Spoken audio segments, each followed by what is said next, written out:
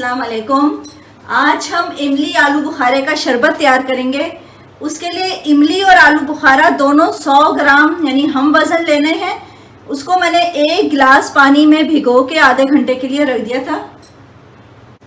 2 cup इसमें चीनी जाएगी और तकरीबन 1.5 लीटर इसमें पानी जाएगा।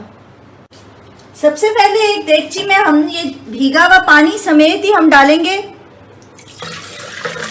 इमली और आलू बुखारा दोनों चीज़ें।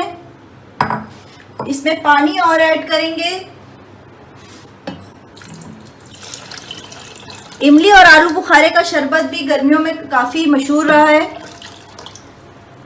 और ये नज़र के लिए भी बहुत अच्छा बताया जाता है कि ये पीना चाहिए बच्चों को। और ये मैंने चीनी जो बताई है वो भी इसमें डाल के इसको पकने के लिए रखेंगे तकरीबन आधे घंटे के लिए। इसको तकरीबन आधे घंटे के लिए बॉयल आने के बाद आधे घंटे के लिए पकाएंगे। और इसमें शुरू में थोड़ी सी चम्मच चलाते रहिएगा ताकि चीनी जो है वो नीचे ना लगे और वो जल ना जाए। तो चीनी घुलने तक हमने इसमें चम्मच चलाना है और उसके बाद इसको हमने आधे घंटे के लिए पकने के लिए रख देना है। ये आधा पौना घंटा तकरीबन इसको उबलते हुए हो गया है। ये देखें, इसके जो आलू बुखारा और इमली के दाने होते हैं ये मोटे हो जाते हैं। ये देखें, फूल जाते हैं, ये मुरझाए हुए होते हैं। ये खुश्क थे, आलू बुखारा भी खुश्क था और इमली भी खुश्क वाली ली है हमने।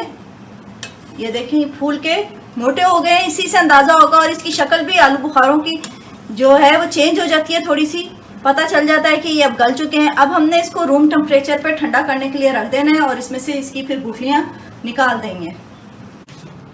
इसमें से हमने गुठलियाँ निकाल दी हैं, गूदा इसी में छोड़ा है, इसलिए गूदे को हम बारीक पीस लेंगे ताकि ये जो है इसमें मुंह में ना आए। मुंह में आता है तो बुरा लगता है, तो इसलिए हम इसको ग्राइंड कर लेंगे अच्छा सा। इसको बना के आराम से 1 महीने के लिए रखा जा सकता है। इसको ठंडे पानी में 7-10 इसको डालें और इस्तेमाल करें।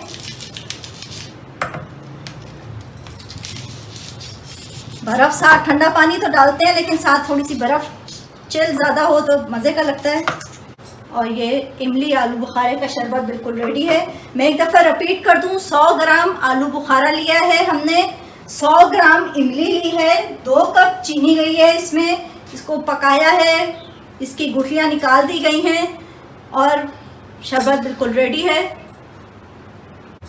उम्मीद है आप लोगों को मेरी रेसिपी पसंद आएगी। बस मेरे चैनल को लाइक कीजिए, सब्सक्राइब करना ना भूलिएगा। दुआ में याद रखिएगा। अल्लाह हाफ़िज़।